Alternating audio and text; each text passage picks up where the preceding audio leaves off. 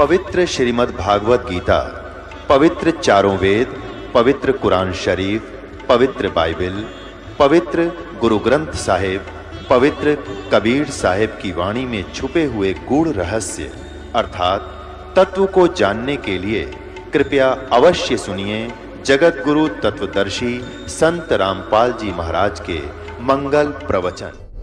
सत साहिब दर्शकों, जब नशे जैसी सामाजिक बुराई किसी परिवार में प्रवेश करती है तो वह घर को नर्क में बदल देती है।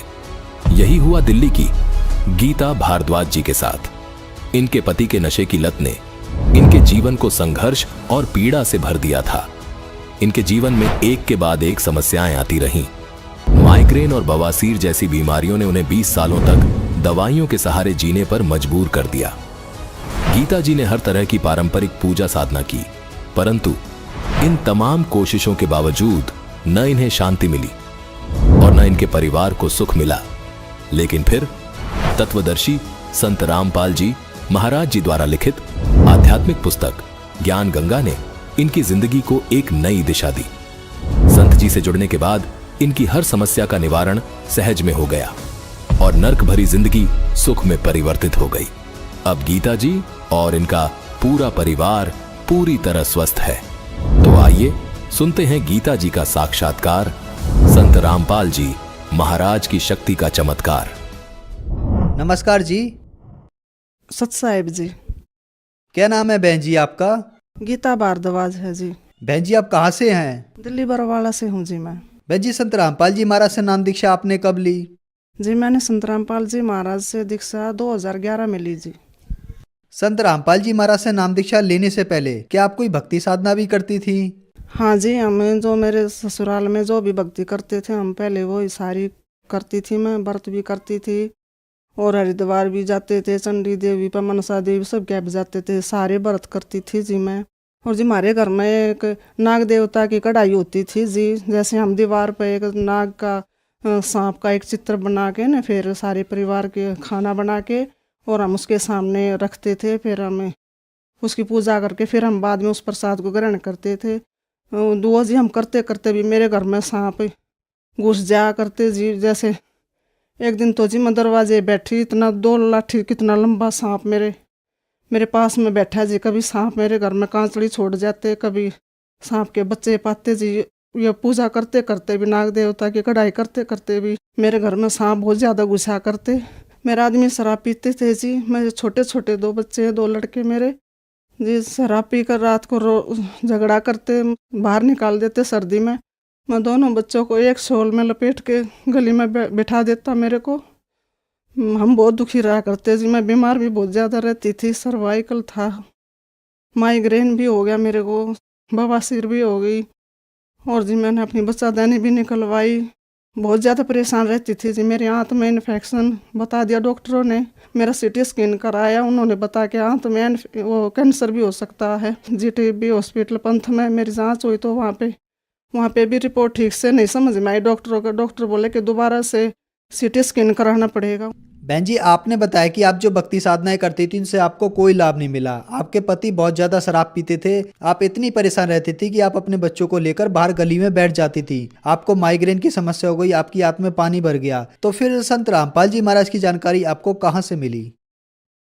तो जी मैं बहुत दुखी रहा करती। तो मेरे पड़ोस में एक भगत नहीं है जी, तो उसने मेरे को बोला तू सारे का इतनी दवाई खा ली, इतने धक्के खा लिए, तो एक मेरे पास पुस्तक है ज्ञान गंगा, तू वो पढ़। तो मैंने ज्ञान गंगा पुस्तक पढ़ी जी। मैं उस किताब को पढ़ती थी और मैं रोती थी कि यो ज्ञान यो कहाँ था, यो ज्ञान। कितनी दुखी थी कि मैं नू क्या करती, भगवान तो मैं इतनी लिखी है जो मैं इतनी पूजा करते हुए मैं इतनी दुखी हूँ, मेरा दुख क्यों नहीं काटते, तुम किसे भगवान हो। तो फिर जी मैंने वो ज्ञान गंगा पुस्तक पढ़ी तो मैंने ऐसा ज्ञान कहीं नहीं पढ़ा, कहीं नहीं सुना। जब उसके बाद मैं 2011 में मैं संत रामपाल जी महाराज से दीक्षा लेने गई। मैं उस दिन रात को बहुत शांति से नींद आई। मैंने आश्रम में ही मेरे को बहुत शांति महसूस हुई। उसके बाद मेरे दोनों बेटे भी जुड़ गए संत रामपाल जी महाराज से, उन्होंने भी नाम दीक्षा ले ली। बहन जी संत रामपाल जी महाराज से नाम दीक्षा लेने के बाद क्या आपको कोई लाभ भी प्राप्त हुए? हाँ जी, मेरे जो आंत में इन्फेक्शन था तो मैंने पंथ में टेस्ट करवाया, उन्होंने दोबारा मेरा सीटी स्कैन किया तो डॉक्टर ने बोले आंत में इन्फेक्शन था, कैंसर तक जो डॉक्टर बताए थे कि कैंसर का शक था कि कैंसर मिल सकता है। मैंने संत रामपाल जी महाराज से अरदास लगाई कि परमात्मा मेरे ऐसे ऐसे है। तो संत रामपाल जी महाराज ने कहा कि बेटी भगवान पे विश्वास रखो और जो नाम मंत्र दिए हैं दीक्षा, तो जो भक्ति दी है वो भक्ति करते रहो। कि भक्ति करती रही तो मेरे जब डॉक्टरों ने दोबारा से सीटी स्कैन किया तो मेरी रिपोर्ट नॉर्मल आई और आज तक मैंने कोई दवाई नहीं खाई, मैं बिल्कुल ठीक हो गई ना। मैं जी 20 साल से मैं दवाई खा रही थी, अब मैं कोई दवाई नहीं खाती। तो जी मेरे को माइग्रेन की बीमारी थी, मैं अंबेडकर हॉस्पिटल में भी दिखाने गई, दवाई दी, वहाँ से बहुत ज़्यादा दवाई खाई। सब वो जो बोलते थे फिजियोथेरेपी वो भी बहुत इलाज करवाया जी। सेक्टर 7 गुरुद्वारे के पास में वहाँ भी बहुत इलाज करवाया और मेरी नसें भी ब्लॉक रहती थी सारी। संत रामपाल जी महाराज से दीक्षा जब से मैंने ली है, मैं जब से उनका नाम जाप किया है, भक्ति करने लगी हूँ, जब से मेरे सारे रोग सारे दुख कष्ट मेरे खत्म हो। जो बीमारियाँ जी मेरे 20 साल तक थी जी, जो मेरा छोटा लड़का होया ना जी, आज जो मेरा लड़का 23 साल का हो गया जी। जब से मेरा छोटा लड़का हो जी मैं जब भी से बीमार चल रही थी। अब जब संत रामपाल जी महाराज से मैंने दीक्षा ली उसके बाद जी मेरी सारी बीमारी, माइग्रेन, सर्वाइकल, आंत का इन्फेक्शन और जी नसें ब्लॉक रहती थी जी, मेरी सारी बीमारी अब दूर होगी। संत रामपाल जी महाराज से दीक्षा लेने के बाद अब मैं बिल्कुल ठीक हूँ, मेरे मन को शांति है जी। और जी मेरे घर झील में गया हुआ था जी, इतना झील में था जी मेरा घर। आज संत रामपाल जी महाराज की दया से मेरा घर से बन गया, सारे घर में टैल पत्थर बन गए जी। ना मेरे घर में जी इतना ही तो पानी ऊपर छत पर पड़ा करता, इतना ही नीचे तो बारिश में भरा करता जी। संत रामपाल जी महाराज की दया से मेरा घर अब बहुत अच्छा बन रहा है। भाई मेरा छोटा लड़का है तो उसको जी डेंगू हो गया था जी, तो डॉक्टरों से उसका टेस्ट कराया तो उसके 43 प्लेट रह गई थी कि डॉक्टर ने कहा था कि इसका तो सारा खून बदलवाना पड़ेगा, दोबारा से खून चेंज करना पड़ेगा। तो जी नाम दीक्षा ले रखी थी, मैं गुरुजी से अरदास करती, मैंने संत रामपाल जी महाराज से मैंने प्रार्थना करवाई कि गुरुजी अगर तू सच्चा भगवान है ना तो मेरे बेटे को जिंदा कर दे, मेरे बेटे ने बचा ले तू। तो जी 2 ही दिन के बाद संत रामपाल जी महाराज ने मेरे को बताया कि बेटी भक्ति करती रह, भगवान पर विश्वास रख, मंत्र जपते रहो, मंत्र मत छोड़ना। मैं मेरा बेटा मंत्र करते रहे, बीमार था जैसे फिर भी मेरा बेटा मंत्र करता रहा। तो जी संत रामपाल जी महाराज ने इतनी दया करी जी, मेरे बेटे की 2 दिन में 2 लाख प्लेट बढ़ा दी। इस भगवान का, संत रामपाल जी महाराज का मैं बहुत आभारी हूँ। अब संत रामपाल जी महाराज की दया से हम माँ बेटा बहुत खुश हैं। पहले ऐसा था जी मेरा आदमी शराबी था जी, तो हमारे घर में आटा तक नहीं होया करता। आज संत रामपाल जी महाराज की दया से मेरे घर में आगे से आगे राशन भरा रहे हैं। आज मेरे घर में ना तो बीमारी, टोटा भी सारा दूर हो गया, सारी बीमारी दूर चली गई। आज हम बहुत खुश हैं जी। बहन जी, संत रामपाल जी महाराज से नाम दीक्षा लेने के बाद आपको बहुत सारे लाभ प्राप्त हुए। आपकी संत रामपाल जी महाराज ने सर्वाइकल, माइग्रेन की समस्या और आंतों में इन्फेक्शन बगैर ऑपरेशन के ठीक कर दिया। और सबसे बड़ा चमत्कार ये हुआ कि आपके लड़के को डेंगू हो गया था, उसकी प्लेटलेट्स 43 रह गई थी, उसको दूसरे अस्पतालों में रेफर कर दिया गया। संत रामपाल जी महाराज ने उसको जीवन दान दिया और अगले ही दिन एकदम उसकी 2 लाख प्लेटलेट हो गई बगैर कुछ खून चढ़ाए हुए। तो ये बहुत बड़ा चमत्कार है। संत रामपाल जी महाराज ने आपको और आपके बच्चों को भी जीवन दान दिया। आपके ऊपर दुखों का कहर टूटा हुआ था। तो जो माताएं बहनें आपको देख रही हैं, वह भी किसी न किसी तरीके से दुखी हैं, उनके लिए आप क्या कहना चाहेंगी? मैं भगत समाज से यह प्रार्थना करना चाहती हूँ कि भाई जैसे मैंने सारे के धक्के खा लिए थे जी, मेरी तो यहीं पर सारा रोग कटा, रोग का निवारण संत रामपाल जी महाराज के शरण आने से मेरा रोग निवारण होया है। कि आप भी इधर उधर भटकने से अच्छा है संत रामपाल जी महाराज के शरण में आओ और अपना कल्याण करवाओ। यहाँ इस पृथ्वी के सुख हैं ये तो गुरु संत रामपाल जी महाराज जी रूंगे में देते हैं, और असली तो भक्ति मोक्ष की है कि हमारा जन्म मरण तो पीछा छूट जाए, ये भक्ति देते हैं हमारे संत रामपाल जी महाराज। बहन जी, संत रामपाल जी महाराज की शरण में कैसे आ सकते हैं? टीवी पे जी इतने चैनल आते हैं जी, सत्संग आता है तो नीचे एक पट्टी आती है जी, उसमें नंबर हैं, SMS करो जी और उन नंबरों पे अपना कांटेक्ट करो और संत रामपाल जी महाराज से नाम दीक्षा ले सकते हैं और अपना कल्याण करा सकते हैं। धन्यवाद बहन जी। सत साहिब जी। दर्शकों, अभी आपने सुने संत रामपाल जी महाराज से दीक्षा प्राप्त करके सुखी हुए भक्त के अनुभव। अब देखिए जगत गुरु तत्वदर्शी संत रामपाल जी महाराज के मंगल प्रवचन। कौन है वो कबीर जी जो धानक रूप में, जुलाहे रूप में काशी में 120 वर्ष तक रहे थे। वो परम अक्षर ब्रह्म, वो सत्य पुरुष, वो अकाल मूर्त हैं, वो शब्द स्वरूपी राम है। हम सुल्तानी नानक तारे दादू को उपदेश दिया, जात जुलाहा भेद न पाया, वो काशी महे कबीर हुआ। अनंत कोटि ब्रह्मांड का एक रति नहीं भारे, सतगुरु पुरुष कबीर हैं कुल के सिरजनहार। आदरणीय नानक साहिब जी ने कहा, जो गुरु ग्रंथ साहिब के पृष्ठ नंबर 24 पर अंकित है वाणी कि एक सवान दुई सवानी नाल भलके भौकाई सदा ब्यार, कूड़ छुड़ा जूठा मरदार, ये धानक रूप रहा करतार। तेरा एक नाम तारे संसार में, एहो आस एहे आधार, और धानक रूप रहा करतार। हाई सूरत मलुकी वेश, ए ठगवाड़ा ठगी देश, खरा सियाणा भौता भारी, धानक रूप रहा करतार। परमात्मा सचखंड में लेकर गए आदरणीय नानक साहिब जी को। फिर परमेश्वर ने उनको बेई नदी के किनारे वापस छोड़ दिया शरीर। तो उसके बाद उन्होंने, परमात्मा ने सचखंड में कहा था कि मैं काशी में रहता हूं, जुलाहे का काम, दानक का काम करता हूं, और सतनाम दूंगा, वहां आ जाना, सतनाम से मोक्ष होगा बच्चा, और कोई तरीका नहीं। तो नानक साहिब जी एक सुल्तानपुर शहर में एक नवाब के यहाँ मोदी खाने में नौकरी करते थे। वो नौकरी त्याग दी, सच्ची सरकार की नौकरी के लिए चल पड़े। बनारस में पहुंचे, जब देखा जो सचखंड में देखी थी जो सूरत, और वो देखा वहां एक जुलाहे के रूप में कपड़ा बुनते हुए, तब कहा था, फाई सूरत मुल्क की वेश, ए ठगवाड़ा ठगी देश, खरा सियाणा बहुता बार, ये धानक रूप रहा करता है। बोली आत्माओं देखो, ये लोगों आओ, ये अपने आप को छुपाए बैठा है, ये ठग है, ये ठगवाड़ा है। प्यार में रो रो कर कह रहे थे, ये बैठा धानक रूप रहा करता और धानक रूप रहा करता। इसी प्रकार दादू साहिब जी ने कहा है कि जिन मुख को निज नाम दिया, सोए सतगुर हमार, दादू दूसरा कोई नहीं, ये कबीर सिरजनहार। और मुल्कदास जी ने कहा था, जपोरे मन साहेब नाम कबीर, जपोरे मन परमेश्वर नाम कबीर। और फिर कहा है कि दास मलोक सलूक कहत है, खोजो खसम कबीर, जपोरे मन परमेश्वर नाम कबीर।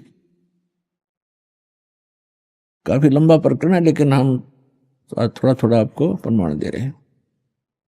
और आदरणीय धर्मदास जी ने कहा है, आज मोहे दर्शन दियो जी कबीर, आज मोहे दर्शन दियो जी कबीर, सतलोक से चल कर आए, सतलोक से चल कर आए, काटन काल की जंजीर, आज मोहे दर्शन दियो जी कबीर, आज मोहे दियो जी कबीर।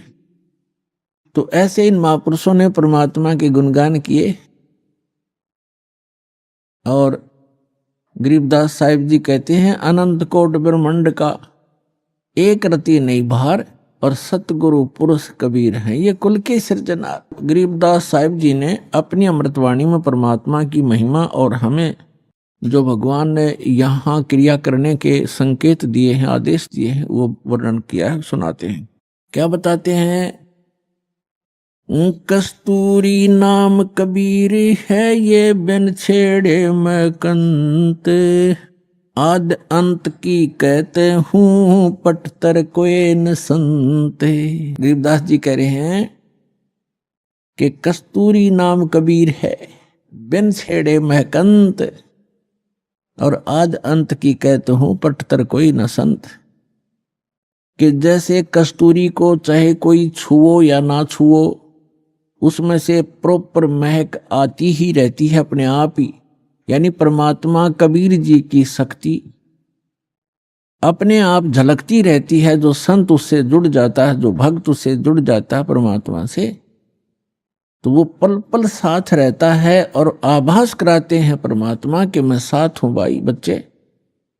और वो भक्त फिर पल पल में परमात्मा से मिलने वाले लाभ को महसूस करता है।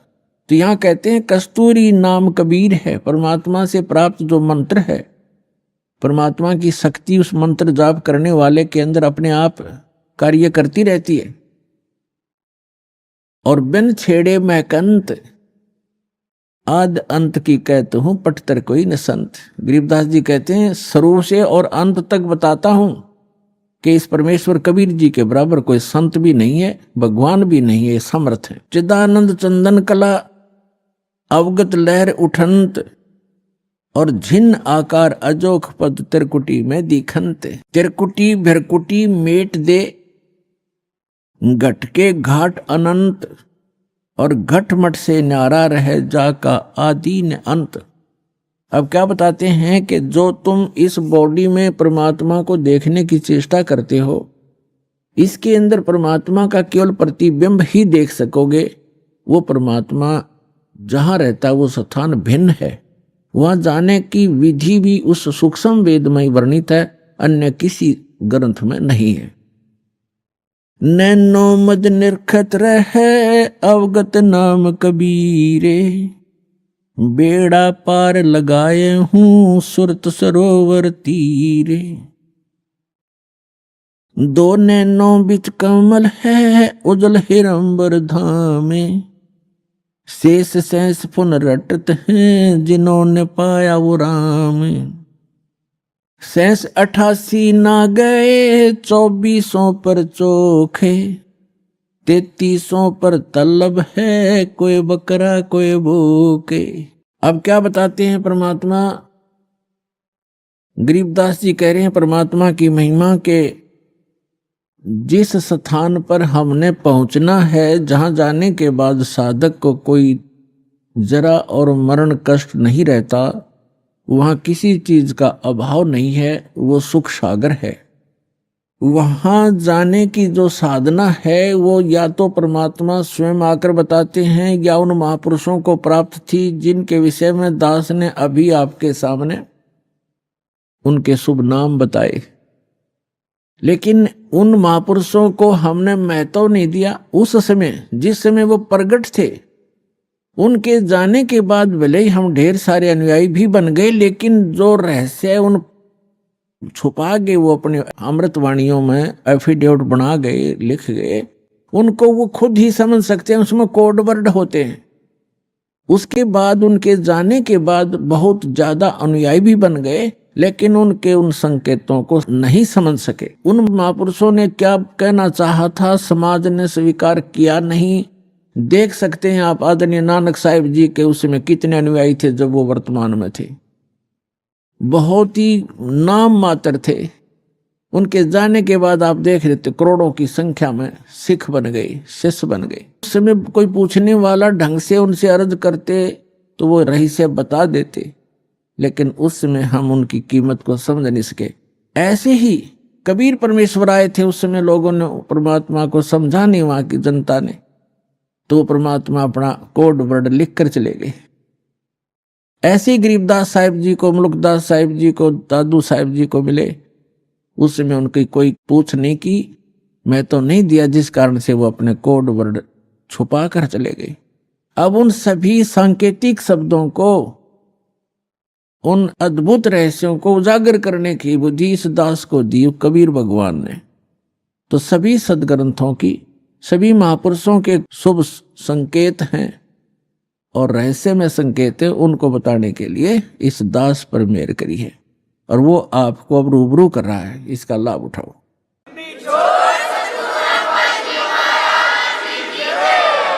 अब क्या बताते हैं कि जो ज्ञान परमात्मा स्वयं आकर बताता है वो है मूल ज्ञान, तत्व ज्ञान। और उसको ना समझकर ये 88,000 ऋषि कहते शेष 88 ही ना गए और 2400 पर चौखे। 88,000 ऋषि माने जाते हैं सनातन धर्म के अनुसार, और 24 अवतार माने जाते हैं। 25वां अभी आना शेष है। तो ये बता रहे हैं कि आप बात करते हो अपनी इन साधनाओं को से पार होने की, वो 88,000 ऋषि नहीं पहुंचे, और ये 24 अवतार भी उस स्थान को प्राप्त नहीं कर सके। और 33 करोड़ देवता माने जाते हैं। कहते हैं 3300 पर तलब है, कोई बकरा कोई बोक है। सुर नर मुनिजन 33 करोड़ी, बंदे सभी नरंजन डोरी। ये 33 करोड़ देवता ये सब काल की डोर से बंधे हुए हैं, इनको यथार्थ ज्ञान नहीं। अपनात्मा अब यहां बहुत बड़ी शंका पैदा हो जाती है भक्त को कि 88,000 ऋषि ऐसे महापुरुष कहलाते हैं और वो भी पार नहीं हुए। तो पुण्यात्माओं, ये कहने से नहीं प्रमाणों से सिद्ध होगा कि न तो ब्रह्मा विष्णु महेश को ज्ञान था, और ऋषियों को तो होगा कहां, क्योंकि ब्रह्मा जी से ही ज्ञान प्राप्त है इनको। अब एक शब्द दास ने परमात्मा की अमर वाणी से, गरीबदास जी की वाणी से बोला है कि शेष 88 नहीं गए और 2400 पर चौक, 3300 पर तलब है, कोई बकरा कोई बोक। यानी 33 करोड़ देवता, 88,000 ऋषि, 24 अवतार जो अभी तक आ चुके, ये मोक्ष प्राप्ति नहीं कर सके। क्यों नहीं कर सके? क्योंकि इनके पास अध्यात्म ज्ञान नहीं था, वो तत्व ज्ञान नहीं था जो श्रीमद् भगवत गीता अध्याय नंबर 4 के श्लोक नंबर 32 में कहा है कि सच्चिदानंद घन ब्रह्म की वाणी में वो अमृत ज्ञान, वो तत्व ज्ञान है जो उन्होंने अपने मुख कमल से बोला है। उसमें विस्तार के साथ साधना लिखी है, यज्ञ यानी धार्मिक अनुष्ठानों की जानकारी बताई है। उसको जानने के बाद मोक्ष प्राप्ति होगी। चौथे अध्याय के 34वें श्लोक में गीता ज्ञानदाता कहता है कि अर्जुन, उस तत्व ज्ञान को जो सच्चिदानंद घन ब्रह्म की वाणी में लिखा है, उस तत्व ज्ञान को तू तत्वदर्शी संतों से जाकर समझ, उनको दंडोत प्रणाम करने से, कपट छोड़कर सरलतापूर्वक प्रश्न करने से वो तत्वदर्शी संत तुझे उस तत्व ज्ञान का उपदेश करेंगे। तो इसे सिद्ध है कि गीता ज्ञान दाता भी उस तत्व ज्ञान से अपरिचित है, और तत्व ज्ञान से अपरिचित है तो मोक्ष कहां से होगा उनका? तो ये अंडरस्टूड है पुण्यात्माओं कि अभी तक इन ऋषि महर्षियों और इन देवताओं को कख भी पता नहीं था अध्यात्म मार्ग का। केवल डरे डोते रहे, सिद्धियां प्राप्त कर लेते, आकाश में उड़ जाने की, सागर को पी जाने की, अपना जीवन नाश करने के एक चमत्कार हैं, और मोक्ष प्राप्ति के लिए वो मंत्र जो उसका आधार है वो इनको प्राप्त नहीं हुआ। अब इसका प्रमाण देखते हैं। श्री ब्रह्मा जी से ज्ञान प्राप्त है इन सभी ऋषि महर्षियों को, और ब्रह्मा जी को कितना ज्ञान है? ब्रह्मा जी से ज्ञान विष्णु जी को प्राप्त हुआ, और ब्रह्मा जी से ही शिव जी को ज्ञान प्राप्त हुआ, अब ब्रह्मा जी से ही देवी को प्राप्त हुआ। अब ब्रह्मा जी को कितना ज्ञान है ये बताते हैं, ये देखते हैं अपने ही सदग्रंथों में। और ये सचित्र मोटा टाइप ये यहां से प्रकाशित है। इसके कौन है संपादक? हनुमान प्रसाद पोदार, चिमनलाल गोस्वामी, और ये गीता प्रेस गोरखपुर से प्रकाशित है।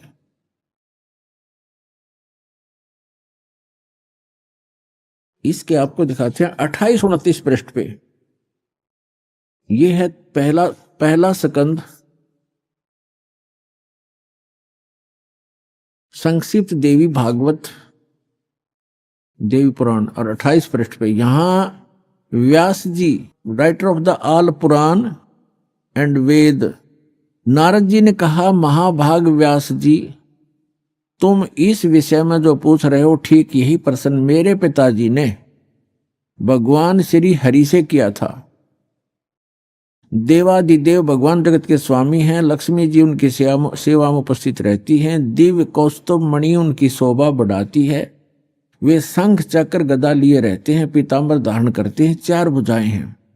वक्ष स्थल पर श्री वत्स का चिन्ह चमकता रहता है। वे चराचर जगत के आश्रय दाता है, जगत गुरु एवं देवताओं के भी देवता हैं। ऐसे जगत प्रभु भगवान श्री हरि यानी विष्णु जी महान तप कर रहे थे, उनकी समाधि लगी थी। यह देखकर मेरे पिता ब्रह्मा जी को बड़ा आश्चर्य हुआ।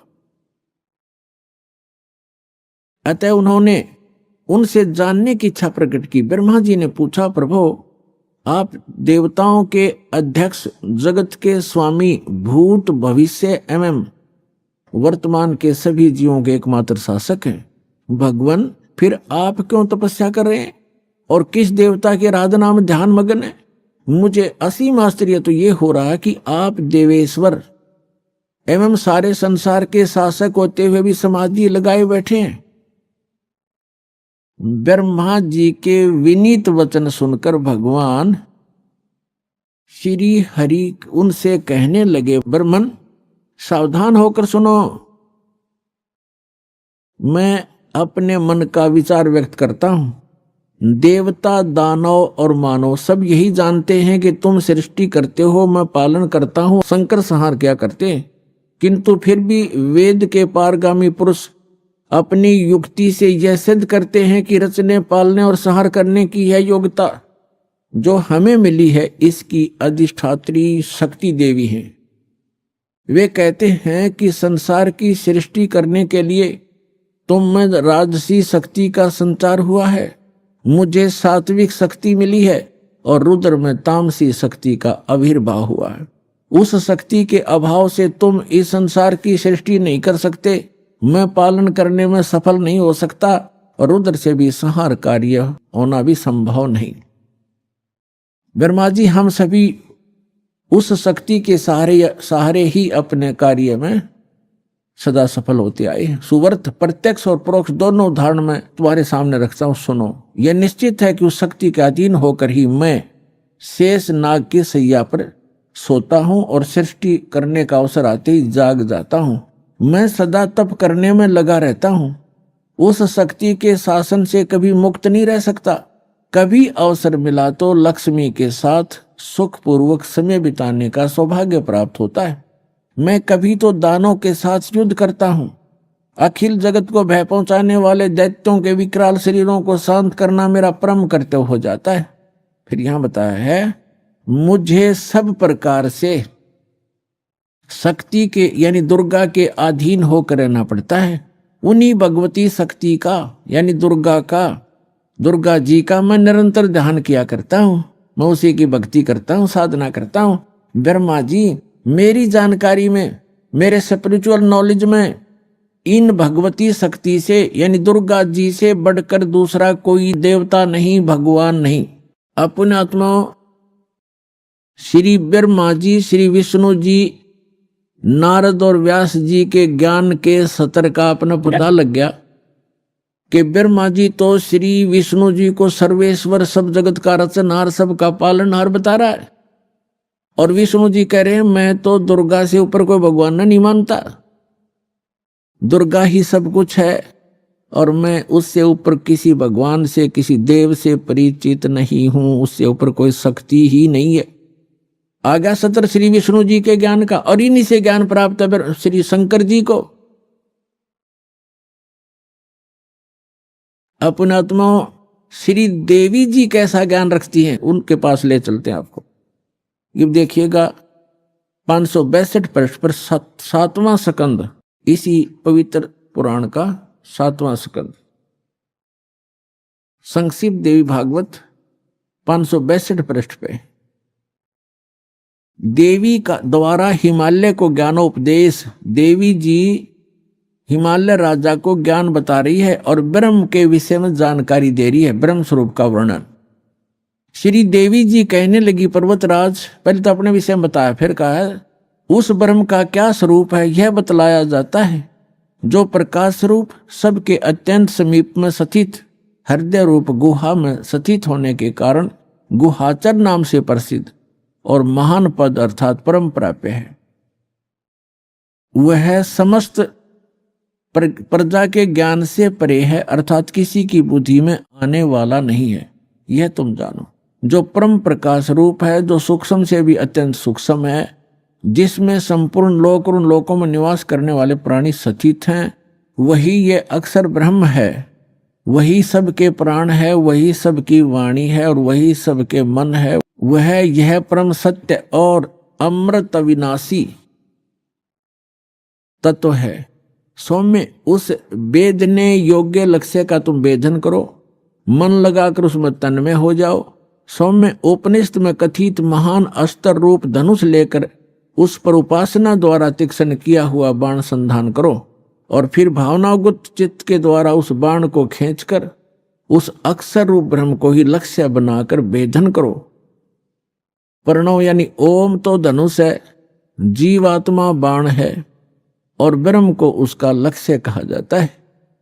अब श्री देवी कह रही है कि एक ओम नाम का जाप करो, ब्रह्म पाने का उद्देश्य रखो, दैट्स ऑल। जीवात्मा तो साधना करे और ओम का जाप करे, ब्रह्म प्राप्ति का उद्देश्य रखे। आगे देखो स्पष्ट किया है, लक्ष्य कहा जाता है। उस एकमात्र परमात्मा को ही जाने यानी ब्रह्म की ही भक्ति करें। देवी जी कह रही है दूसरी सब बातों को छोड़ दे। दुर्गा जी, देवी जी अपनी साधना को भी करने से मना कर रही है, केवल ब्रह्म की पूजा करो। और विष्णु जी कह रहे हैं कि मैं देवी जी दुर्गा से ऊपर कोई शक्ति नहीं मानता, कोई भगवान नहीं है, मुझे ज्ञान ही नहीं है। तो ये पार खाक होंगे जिनको हम एक समर्थ शक्ति और भगवान मान के पूजा करते थे, वो खुद कहते हैं दुर्गा से ऊपर कोई भगवान नहीं जानता, इससे ऊपर कोई शक्ति नहीं। और दुर्गा कह रही है कि ब्रह्म की पूजा करो और सब बातें छोड़ दो, मेरी पूजा भी छोड़ दो। तो क्या ज्ञान था विष्णु जी को और क्या ज्ञान था ब्रह्मा जी को, और शंकर जी भी उन्हीं से ज्ञान प्राप्त है। तो इनसे पता चलेगा जो दास शब्द बोल रहा है और इस परमात्मा ने अपनी वाणी में लिखा है कि 88 नहीं गए और 2400 पर चौक और 3300 पर तलब है, कोई बकरा कोई बोक है। सुर नर मुनिजन 33 करोड़ी, सुर 33 करोड़ देवता, ये काल के बंधे हुए हैं, इनको ऊपर का ज्ञान नहीं है। यही इसी की सत्य असत साधना जो इनके सत्र की उसको कर करके अपना जीवन यही व्यतीत कर रहे हैं। अब दुर्गा जी क्या बता रही है, उस एकमात्र परमात्मा को ही जाने, दूसरी सब बातों को छोड़ दे। यही अमृत रूप परमात्मा के पास पहुंचाने वाला पुल है। संसार समुद्र से पार होकर अमृत स्वरूप परमात्मा को प्राप्त कराने का यही सुलभ साधन है। जिस प्रकार रथ यहां थे, इस आत्मा का ओम के जप के साथ ध्यान करो ब्रह्म का, और इससे अज्ञान में अंधकार से सर्वथा परे और संसार समुद्र से उस पार जो ब्रह्म है उसको पा जाओगे। ओम का जाप करो, ब्रह्म पाने का उद्देश्य रखो, उस ब्रह्म को पा जाओगे, तुम्हारा कल्याण हो। और वो कहाँ रहता है ब्रह्म? वह यह सबका आत्मा ब्रह्म लोक रूप दिव्य आकाश में स्थित है। अब देवी ने, दुर्गा जी ने ये स्पष्ट कर दिया है कि मेरी भक्ति भी छोड़ दो, केवल एक ब्रह्म की पूजा करो, ओम नाम जाप, उसका नथिंग एल्स। और वो कहाँ रहता है? ब्रह्मलोक में। बस देवी जी ने जो साधना बताई है वो अपने से भी अन्य भगवान बताया है ब्रह्म, उसका केवल एक ओम मंत्र बताया है। ओम मंत्र के जाप से कहाँ जाएगा प्राणी? ब्रह्मलोक में चले जाओगे, तुम्हारा कल्याण हो। इतना कल्याण हो सकता है ओम से। अब गीता ज्ञान दाता ये ब्रह्म है। गीता अध्याय नंबर 8 के श्लोक नंबर 13 में गीता ज्ञान दाता कहता है ओम इति एकाक्षरम ब्रह्म व्यवहारण मामनुसमरण ये परियाति तजन देहम सयाति परमाम गति। माम ब्रह्म, ये अनुवाद करता हूं ना, थोड़ी गलती कर रखी है इसमें। मुझ ब्रह्म का केवल एक ओम मंत्र है। आपको दिखाते हैं श्रीमद् भगवत गीता, देखिएगा। ये जयदयाल गोविंद का इसके अनुवादक हैं और गीता प्रेस गुरुपुर से ये प्रकाशित है। गीता अध्याय नंबर 8 के श्लोक नंबर 13 में आपको दिखाते हैं। श्रीमद् भगवद गीता अध्याय 8 और श्लोक नंबर 13 में। इसमें हम संस्कृत भी पढ़ेंगे। ओम इति एकाक्षरम ब्रह्म व्यवहारण माम अनुस्मरण ये प्रियाति तजंदेहम सयाति परमाम गतिम। ये क्या कहता है? माम ब्रह्म, मुझ ब्रह्म का केवल एक ओम अक्षर है। ओम यह एक अक्षर है, नथिंग एल्स। ये प्रियाति तजंदेहम, जो शरीर त्याग कर जाता है ओम नाम का सिमरण करता हुआ, सयाति परमाम गतिम, वह ओम से मिलने वाली परम गति को प्राप्त होता है। ये श्री देवी जी ने देवी पुराण में स्पष्ट कर दिया है। ओम नाम का जाप करने वाला ब्रह्म की साधना करता है, ब्रह्म को प्राप्त होता है, वो ब्रह्म लोक में रहता है। अब श्रीमद् भगवद गीता अध्याय नंबर 8 के श्लोक नंबर 16 में कहा है कि ब्रह्म लोक में गए हुए साधक भी फिर लौटकर पुनरावर्ती में आते हैं, उनकी जन्म मृत्यु होती है, वो मोक्ष प्राप्त नहीं कर सकते, पूर्ण मोक्ष प्राप्ति नहीं कर सकते। देखिएगा श्रीमद् भगवद गीता अध्याय नंबर 8 के और श्लोक नंबर 16 में, हे अर्जुन, ब्रह्म लोक पर्यंत सब लोग पुनरावर्ती में हैं। यहां देखना, इन स्टार लगा रखे है, इस पे स्टार यहां है। अर्थात जिनको प्राप्त होकर यानी ब्रह्मलोक में जाकर पीछे संसार में आना पड़े, ऐसे पुनरावर्ती कही गई है। ब्रह्मलोक पर्यंत यानी ब्रह्मलोक तक जितने भी लोक हैं, उनमें गए हुए प्राणी वहां जाकर वापस आते हैं। और ये सिद्ध होगा। अब यहां थोड़ा सा ये अज्ञानी विचलित कर देंगे आपको कि इसमें ये लिखा आगे कि मुझे प्राप्त होकर पुनर्जन्म नहीं होता, गीता ज्ञानदाता कहता है। यहां ये अनुवाद गलत किया इन्होंने, देखिएगा, क्योंकि ये कंसेप्ट क्लियर करना पड़ेगा। अब 8 का गीता अध्याय नंबर 8 का श्लोक 16 पढ़ रहे हैं हम। हे अर्जुन, ब्रह्मलोक पर्यंत सब लोग पुनरावर्ती में हैं। पुनरावर्ती माने वहां जिनको प्राप्त होकर पीछे संसार में आना पड़े, ऐसे लोग हैं ये। परंतु यहां लिखा, परंतु हे कुंती पुत्र, मुझको प्राप्त होकर पुनर्जन्म नहीं होता। अब यहां अनुवाद गलत किया है, विद्यते का अर्थ लिख दिया होता। विद्य माने एक, देखो विद्यता एक विद धातु से बना है, तो विद माने जानना होता है। न विद्यते माने जो ये नहीं जानते कि ब्रह्मलोक में गए हुए प्राणी भी पुनरावर्ती में होते हैं, वो मुझे प्राप्त होकर भी पुनर्जन्म को प्राप्त करते रहते हैं। अर्जुन, इसका अर्थ ये बनता, इन्होंने गलत कर रखा है। इसका अर्थ ये बनता है, जो ये नहीं जानते कि ब्रह्मलोक में गए हुए प्राणी भी पुनरावर्ती में हैं, वहां गए हुए भी उनका पुनर्जन्म होता ही है, तो वो मुझे प्राप्त होकर भी, मेरी साधना करके भी वो पुनरावर्ती में ही हैं, उनका पुनर्जन्म है।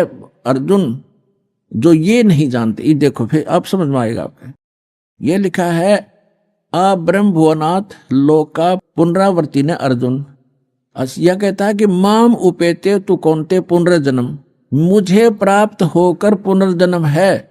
न विदते माने जो ये नहीं जानते कि आ ब्रह्म भुवनाथ लोका पुनरावर्ती ने अर्जुन, माम उपेते तु कुंते पुनर्जन्म, मुझे प्राप्त होकर तो अर्जुन पुनर्जन्म ही होता है। जो ये नहीं जानते, उन साधकों का भी पुनर्जन्म होता है जो ये नहीं जानते कि ब्रह्मलोक में गए हुए प्राणी पुनर्जन्म में आते हैं, मुझे प्राप्त होकर भी वो पुनर्जन्म ही प्राप्त करते हैं। इसका ये अर्थ है सीधा सा। यदि ये इनका अर्थ माने कि मुझे प्राप्त होकर पुनर्जन्म नहीं होता, ये खुद कहता गीता ज्ञानदाता अध्याय नंबर 4 के श्लोक नंबर 5 और 9 में। देखिएगा श्रीमद् भगवद गीता अध्याय नंबर आपको ये 4 है, इसका मंत्र नंबर 5 यहां से प्रारंभ होता है और इसका यहां अनुवाद है। हे प्रणतम अर्जुन, मेरे और तेरे बहुत से जन्म हो चुके हैं। गीता ज्ञानदाता कहता है कि हे प्रणतम अर्जुन, मेरे और तेरे बहुत जन्म हो चुके हैं, उन सबको तू नहीं जानता, मैं जानता हूं। और यहां देखो 9 में, अध्याय 4 के मंत्र 9 में कहा है कि अर्जुन मेरे जन्म और कर्म दिव्य हैं, अलौकिक हैं। यानी जन्म और मृत्यु तो होता ही है गीता ज्ञानदाता का। अध्याय नंबर 2 के श्लोक नंबर 12 में देखिएगा। गीता अध्याय नंबर 2 का अध्याय नंबर 2 श्रीमद् भगवद गीता और श्लोक नंबर ये 12। इसमें कहा कि न तो ऐसा है कि मैं किसी काल में नहीं था, अथवा तू नहीं था, अथवा ये राजा लोग नहीं थे, और न ही ऐसा है कि हम इससे आगे हम सभी नहीं रहेंगे। इसे सिद्ध है कि गीता ज्ञानदाता कहता है कि तेरे और मेरे पहले भी जन्म हुए हैं और आगे भी होते रहेंगे। अब गीता अध्याय नंबर 2 के श्लोक नंबर 17 में गीता ज्ञानदाता कहता है कि अविनाशी तो वो है जिसने सारे ब्रह्मांडों की रचना की, उसको मारने में कोई सक्षम नहीं है। देखिएगा अध्याय नंबर 2 और श्लोक नंबर 17, इसमें कहा कि नाश रहित तो उसको जान जिससे यह संपूर्ण जगत व्याप्त है। इस अविनाशी का विनाश करने में कोई भी समर्थ नहीं है। इसे सिद्ध है गीता ज्ञानदाता से कोई अन्य है सक्षम और समर्थ और अविनाशी परमात्मा। गीता अध्याय नंबर 10 के श्लोक नंबर 2 में गीता ज्ञानदाता स्वयं कहता है कि अर्जुन मेरी उत्पत्ति को ना ते देवता जानते ना ऋषि, क्योंकि इन सब की उत्पत्ति का कारण मैं हूं, क्योंकि ये सभी इस काल से उत्पन्न हुए ब्रह्म से। गीता ज्ञानदाता ब्रह्म है, इसको सरपुरुष कहा है। श्रीमद् भगवद गीता अध्याय नंबर 15 के श्लोक 16 और 17 में 3 पुरुष हैं, सरपुरुष और अक्षर पुरुष। सरपुरुष ये ब्रह्म है गीता ज्ञानदाता, जो श्री कृष्ण में प्रवेश करके बोल रहा है। ये केवल 21 ब्रह्मांड का प्रभु है, स्वामी है, मालिक है। और अक्षर पुरुष 7 संग ब्रह्मांड का स्वामी है, 7 संग ब्रह्मांड का, इतना ही वो मालिक है, स्वामी है, प्रभु है। और गीता अध्याय नंबर 15 के श्लोक नंबर 17 में कहा कि उत्तम पुरुष है तू अन्य। उत्तम पुरुष यानी श्रेष्ठ परमात्मा, पुरुषोत्तम तो कोई और है इन दोनों से, सरपुरुष और अक्षर पुरुष से, और वही परमात्मा कहलाता है। उत्तम पुरुष तू अन्य परमात्मा इति उदाहरत है, यह लोक तरम आविश्य विभर्ति अवैश्वर है, जो तीनों लोकों में प्रवेश करके सबका धारण पोषण करता, वो है विनाशी भगवान। तो यहां गीता ज्ञानदाता अध्याय नंबर 10 के श्लोक नंबर 2 में कहता है कि मेरी उत्पत्ति को, यानी उत्पत्ति तो हुई है इसकी। देखो श्रीमद् भगवद गीता 10वां अध्याय है श्रीमद् भगवद गीता का, और ये श्लोक नंबर 2, इसमें कहा कि मेरी उत्पत्ति को न तो देवता लोग जानते हैं न मैं ऋषि जानते हैं, क्योंकि मैं सब प्रकार से देवताओं का और मैं ऋषियों का आदि कारण हूं, यानी इनकी उत्पत्ति मेरे से हुई है। ये आप सृष्टि रचना जो दास ने बहुत बार सुनाई है, उससे आप आसानी से समझ सकते हैं। अब इससे सिद्ध हो गया कि गीता ज्ञान दाता ब्रह्म है और इसकी जन्म मृत्यु होती है। यदि श्रीमद् भगवद गीता अध्याय नंबर 8 के श्लोक नंबर 16 जो इन्होंने अनुवाद किया, अनुवादकर्ताओं ने ये अर्थ लगाएं कि मुझे प्राप्त होकर पुनर्जन्म नहीं होता अर्जुन, और फिर ये भी कह रहा है कि ब्रह्मलोक में गए हुए सब पुनरावृत्ति में, वहां गए हुए सबका जन्म मृत्यु होता है, तो वो अर्थ गलत है। वास्तविकता ये है कि गीता ज्ञानदाता कहता है मैं ब्रह्म हूं, मेरा ओम नाम है, और ओम नाम के जाप से जो मोक्ष होता है वही परम गति मेरे सतर की है। उसके विषय में श्री देवी जी ने स्पष्ट कर दिया है 7वें स्कंद में, सचित्र मोटा टाइप, गीता प्रेस गोरखपुर से प्रकाशित में। देवी हिमालय को कह रही है कि ओम नाम का जाप करो, ब्रह्म पाने का उद्देश्य रखो, इससे तुम्हारा कल्याण हो जाएगा और वहां चले जाओगे, उसको प्राप्त हो जाओगे। वो कहाँ रहता है? ब्रह्मलोक में रहता है। और यहां भी 8वें अध्याय के 13वें श्लोक में गीता ज्ञानदाता कहता है मुझ ब्रह्म का केवल एक ओम मंत्र है, नथिंग एल्स। और ओम नाम का जाप करके उससे मिलने वाली जो परम गति उसको प्राप्त होगे। 8वें अध्याय के 16वें श्लोक में लिखा है कि ब्रह्मलोक में गए हुए प्राणी भी पुनरावृत्ति में है, उनका जन्म मृत्यु होता है। इति सिद्ध। अब गीता ज्ञानदाता अपने भी जन्म मृत्यु बताता है, तो उसके साथ के भी जन्म मृत्यु सदा बने रहेंगे, और सदा जन्म मृत्यु बना रहेगा तो वो जीव सुखी नहीं हो सकता, उसको परम शांति नहीं हो सकती। इसलिए गीता ज्ञानदाता अपने से अन्य उस समर्थ और अविनाशी परमात्मा की शरण में जाने को कह रहा है। श्रीमद् भगवद गीता अध्याय नंबर 18 के श्लोक नंबर 62 में गीता ज्ञानदाता कहता है अर्जुन तू सर्वभाव से उस परमेश्वर की शरण में जा यानी कोई अन्य है वो। अभी आपने सुने संत रामपाल जी महाराज के मंगल प्रवचन। आइए अब सुनते हैं संत रामपाल जी महाराज से नाम दीक्षा लेकर सतभक्ति करके अद्भुत लाभ प्राप्त करने वाले अनुयायी के विचार।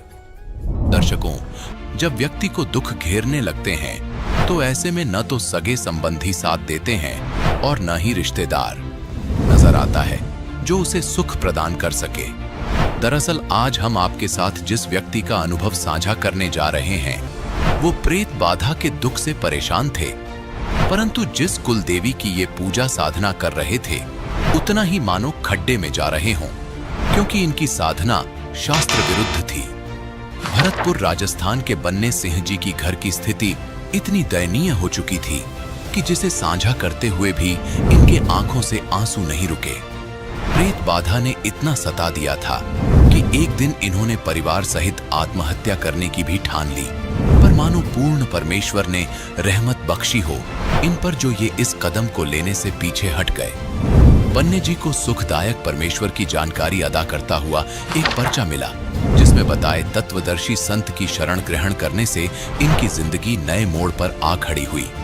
जहां दुख, कष्ट और प्रेत बाधाओं का साया इनको सता रहा था, वहीं तत्वदर्शी संत रामपाल जी महाराज जी की असीम कृपा से इनके सर्व संकट का निवारण हो गया। संत जी की शरण ग्रहण करने से आज बन्ने सिंह जी ने नशा छोड़ दिया है और इनके बच्चे भी विकार मुक्त सुखी जीवन यापन कर रहे हैं। अब सुनिए ये अनोखी कहानी बन्ने जी की अपनी जुबानी। नमस्कार सर। नमस्कार सर। सर क्या नाम है आपका? बने सिंह नाम है सर मेरा। बने सिंह जी, आप कहाँ के रहने वाले हैं? मैं रहने वाला राजस्थान भरतपुर का हूँ, मगर दिल्ली दक्षिणपुरी में रहता हूँ। सर, संत रामपाल जी महाराज से नाम दीक्षा लेने से पहले आप क्या भक्ति साधनाएं करते थे? सर भक्ति साधना में ये करते थे, हमारे घर में 3 कुल देवियाँ पूजती हैं, हम उन तीनों कुल देवियों को पूजते हैं और बड़े ही चाव तन मन धन से, जितना भी मैं बहुत तन मन धन से पूजा करता था। और उसके बाद में बहुत सारी पूजा करता था, मतलब हवन करवाना, कन्याएं जिमाना, और जब भी कोई प्रॉब्लम होती थी फटाफट से हम लोग माँ भगवती के चरण में जाते थे, उनका प्रसाद चढ़ाते थे। सर, आपने बताया कि आप अपने घर में कुल देवी की पूजा करते थे और इसके अलावा कन्या पूजन भी करते थे, माँ भगवती की भी पूजा करते थे, तो इन सब भक्ति साधनाओं से आपको क्या लाभ प्राप्त हुए? कोई भी लाभ प्राप्त नहीं हुआ हम लोगों को, और हम लोग ज़्यादा जितने भी ज़्यादा करते थे भक्ति, जितनी ज़्यादा कर रहे थे उतने ही ज़्यादा हम लोग परेशानी में घुसते चले जा रहे थे। मतलब हर दिन कुछ ना कुछ परेशानी खड़ी होती थी मेरे सामने। कभी मेरे काम धंधा बंद हो जाना, कभी घर में बच्चे की बीमार हो जाना, कभी मेरे बच्चे ने दारू पी ली, ड्रिंक कर लेना, ये मेरे सामने डेली हर दिन नया होने लगा। और हम लोग ज़्यादा माँ भगवती को मानते थे, मगर कोई आराम नहीं आ रहा था। बहुत सारी परेशानियाँ बढ़ती जा रही थी दिन पे दिन, और इतने परेशान हो गए थे तो आखिर में आकर के हम लोग दोनों मियाँ बीवी ने चारों बच्चों को बिठा करके सुसाइड करने की कोशिश करी थी। मगर हम लोगों ने उस दिन रात को पता नहीं कौन आया जिसने मना कर दिया कि आप आज रुक जाओ, कल कर लेना। और हम लोगों ने उस दिन सुसाइड नहीं किया, और हम लोग चारों बच्चों को लेकर के बैठे रहे, और रात और हम लोग बैठे रहते थे। हम लोग सोते नहीं थे बिल्कुल। जैसे रात को 12 बजे होते थे तो हमारे मतलब सांस बंद होने लग जाता था मेरी वाइफ का। वो प्रेत बाधा जो उनको बहुत परेशान करती थी, हम लोग बच्चों को लेकर बैठ जाया करते थे अपने घर में कि कोई आ नहीं जाए, कोई किधर से भी आएगा तो हम लोग चारों आपस में बैठ जाएंगे बच्चों को लेकर के। ये हमारे, और ना ही कोई हमारे घर में कोई रिश्तेदार आता था। सगे संबंधी मेरे बहुत रहते हैं, कम से कम 100-150 रिश्तेदार रहते हैं। कोई भी हमारे को देखने तक नहीं आता कि आज इसके बच्चे इतने परेशान हैं कि हम लोग देखने चलें, या मेरी माँ या मेरे पिताजी, कोई नहीं आता था, हमारे को देखने तक नहीं आते थे। मैं 3.5 साल तक लगातार अपने जितने भी स्थान है भगवानों के में मैं भागता रहा।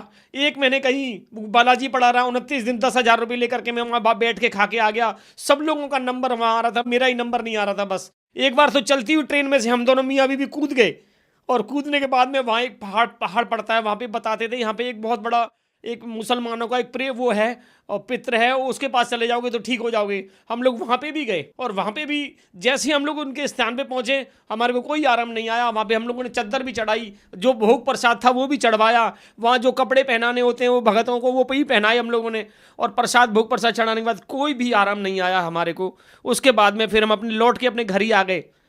जो भी जहाँ बताता था मैं वहाँ जाता था, जो मांगता था मैं वही देता था। कोई 3100 मांगता था, कोई 2100 मांगता था, कोई 4100 मांगता था, कोई 5100 मांगता था। बहुत सारे, कोई लोग कहता था 51 नींबू लेकर के आओ, उसमें 51 सुई लगाएंगे हम लोग, सिंदूर लगा करके ये आपको लेके आना पड़ेगा। हम लोग वो लेके आते थे। कोई मुर्गा मांगता था, कोई बकरा मांगता था हमारे से। कई लोग नारियल मेवा भरवा करके कहते थे पेड़ में गड़वाना पड़ेगा।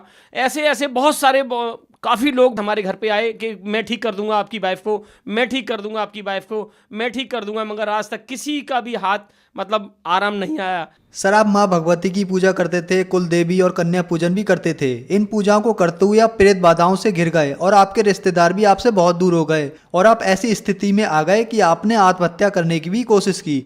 तो इन सब परेशानियों के बीच आपको संत रामपाल जी महाराज के बारे में कहाँ से जानकारी मिली? मैं जगह जगह भटकता था। हर इस जो व्यक्ति जहाँ के लिए बोलता था कि आपको वहाँ चले जाओ आराम आ जाएगा, मैं वहीं जाता था। कोई व्यक्ति बोलता था बकरा चढ़ा दो, मैं बकरा चढ़ाता था, बलि देता था।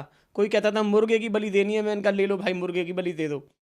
तो मैंने बहुत सारी बलियाँ भी दी हैं और मैं अपने पूरे परिवार को लेके उन कुल देवियों के स्थान पे भी गया हूँ। 24,000 का ट्रक करा, सबको खाना पीना खिलाया, वस्त्र बनवाए और बनवा करके हम लोग जात करने गए। वो भी करने के बाद हम लोग को घर पे आकर के एक हवन करवाना होता है, वो भी करवाया। और उसके बाद फिर हवन करवाने के बाद में कुछ भगत लोग बोलते हैं कि आपको बलि देनी पड़ेगी, तो मैंने 2 बकरों की बलि भी दी और उसके बाद में उन भगतों को भोजन भी करवाया। मगर उस भोजन करवाने के बाद में और बिल्कुल भी आराम नहीं आया। जैसे थे हम लोग वैसे के वैसे थे, कोई भी आराम कभी हमारे को आया ही नहीं वहाँ से। उसके बाद में मैं एक दिन रोड पे होकर के जा रहा था तो कुछ लोग गुरुजी महाराज, रामपाल जी महाराज के पर्चे बांट रहे थे। तो एक पर्चा मेरे को मिला और मिलने के बाद में और वो पर्चा मैंने पढ़ा तो उसमें 3 नंबर लिखे हुए थे कि आप इन पे फ़ोन करेंगे या SMS करेंगे तो आपको एक बुक मिलेगी। मैंने एक पे फ़ोन करके मैसेज करके बोला तो कि सर मेरे को ये बुक चाहिए। तो एक भगत आए हमारे घर पे और वो मेरे को एक बुक दे करके गए और जब मैंने वो बुक पढ़ी तो मेरे को बहुत अच्छा लगा, बहुत अच्छा लगा। तो फिर एक दिन जिन्होंने मेरे को बुक दी थी उन्होंने मेरे को नंबर दिया था कि आप किसी दिन सत्संग में आना चाहोगे? मैंने कहा जी बिल्कुल आऊँगा।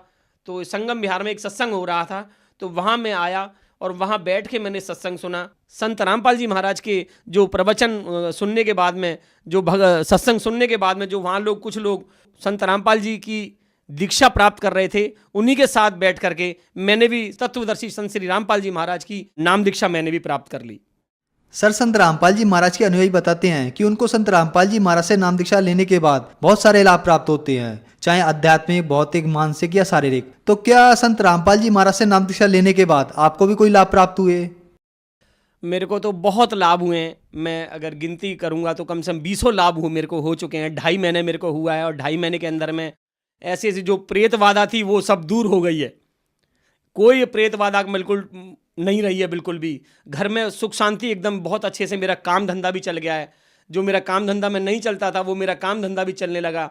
और जो मेरे बच्चे जो दारू पीना स्टार्ट कर दिया, बियर पीना स्टार्ट कर दिया, मीट मदरा खाना चालू कर दिया था, उन दोनों बच्चों ने भी छोड़ दिया है। 2 बच्चों ने अभी नाम नहीं लिया है, वो भी कह रहे हैं इस शरण में आने के लिए कि हमें भी नाम दिला दो पापा, और वो भी आएंगे क्योंकि उनको फ़ायदा हो रहा है। दोनों बड़े भाइयों को तो छोटे वाले भी कह रहे हैं। और बहुत सारी संगत में भी जो मेरे रिलेटिव हैं, रिश्तेदार हैं, वो जब फ़ायदे को सुनने के बाद में उनको लगा कि ये इस परिवार में शांति कैसे हो गई, तो वो लोग भी हमारे साथ में अब आ रहे हैं देखने के लिए कि भाई ये कहाँ किसकी शरण में चले गए जो इनको आराम आ गया। नहीं तो पहले आए दिन भगते थे, रोते रहते थे, प्रसाद बंटवाते थे, चौराहे पे कुछ ना कुछ रखने जाते थे, हम लोग उतारा करने जाते थे, ऐसे ऐसी काम करते थे जो हमारे को नहीं करनी चाहिए। तो हमें बहुत इस सब चीज़ों से निजात मिल गई। और जिस दिन से हम लोग गुरु महाराज की तत्वदर्शी संत श्री रामपाल जी महाराज की शरण में आए, हमें बहुत अच्छा लग रहा है और बहुत सारे फ़ायदे हुए हैं। जैसे मेरी वाइफ को जो भूत व्याधा थी और जो परेशानियां हुआ करती थीं, सारी रात में आकर के जो भूत व्याधा थी वो गर्दन सांस को बंद रोकती थी। और जिस दिन से हम लोगों ने संत रामपाल जी की शरण में आए उस दिन से बहुत सारा आराम आ गया और वो सांस जो बंद होती थी वो बंद होना हो गया, बिल्कुल बंद हो गई है। अब कभी नहीं सांस उनकी रुकती और अच्छे से सुमिरन कर रहे हैं। संत रामपाल जी की महाराज जी की शरण में आ गए हम लोग और उन्होंने हमारे पे दया करी है। उन्होंने हमारे साथ बहुत सारे फ़ायदे किए हैं।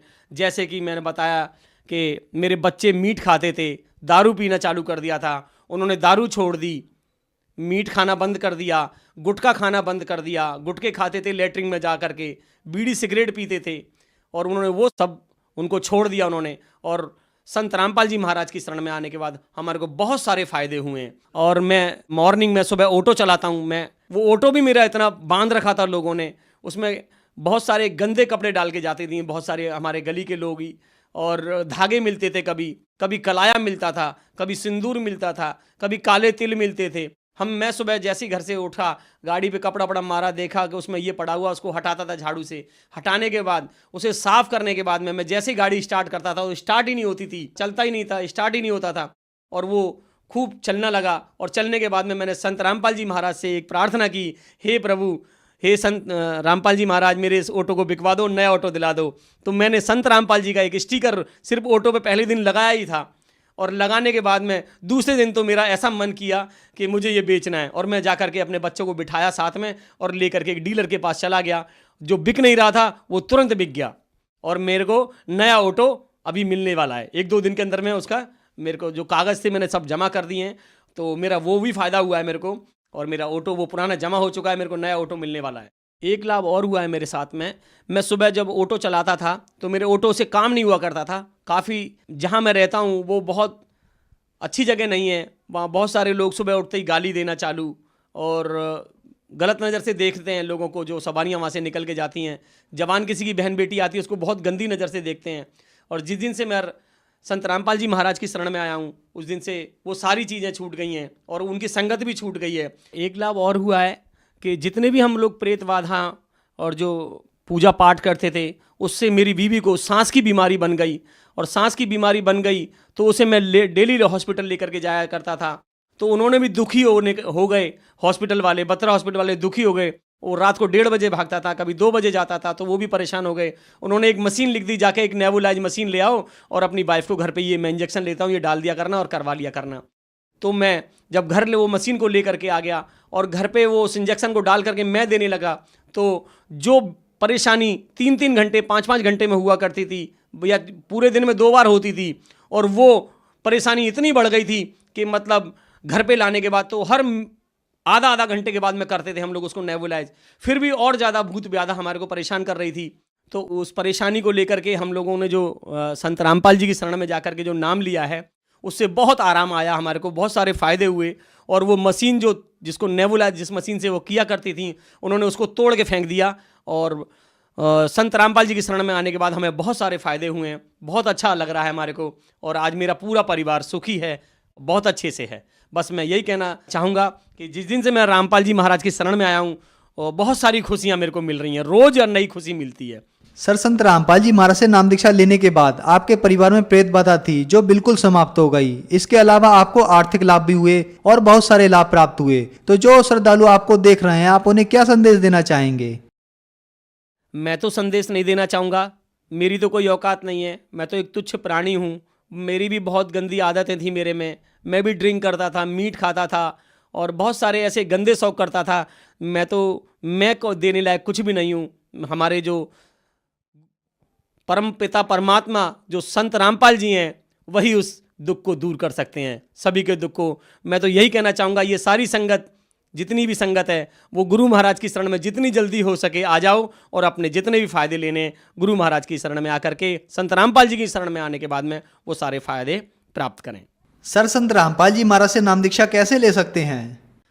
संत रामपाल जी महाराज से नाम दीक्षा आप ऐसे ले सकते हैं कि बहुत सारे टीवी चैनलों पर संत रामपाल जी महाराज का प्रोग्राम आ रहा है। उस प्रोग्राम में एक नीचे पट्टी चल रही होती है जिस पे नंबर लिखे होते हैं, और उन नंबरों पे आप संपर्क करें, और संपर्क करने के बाद में और वहाँ जाकर के उनके नामदान सेंटर पे जाकर के, और वहाँ से आप नाम दीक्षा प्राप्त कर सकते हैं।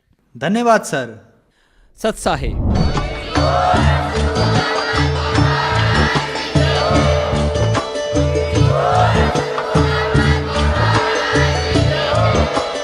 आप सुन रहे थे जगत गुरु तत्वदर्शी संत रामपाल जी महाराज जी के मंगल प्रवचन। अधिक जानकारी के लिए विजिट कीजिए हमारी वेबसाइट www.jagatgururampalji.org। संत रामपाल जी महाराज जी के शुभ आशीर्वाद से पूरे विश्व भर में 500 से भी ज्यादा नाम दीक्षा केंद्र हैं, जिन पर संत रामपाल जी महाराज जी द्वारा ऑनलाइन निशुल्क नाम दीक्षा दी जा रही है। अपने नजदीकी नाम दीक्षा केंद्र का पता करने के लिए संपर्क करें 8222880541।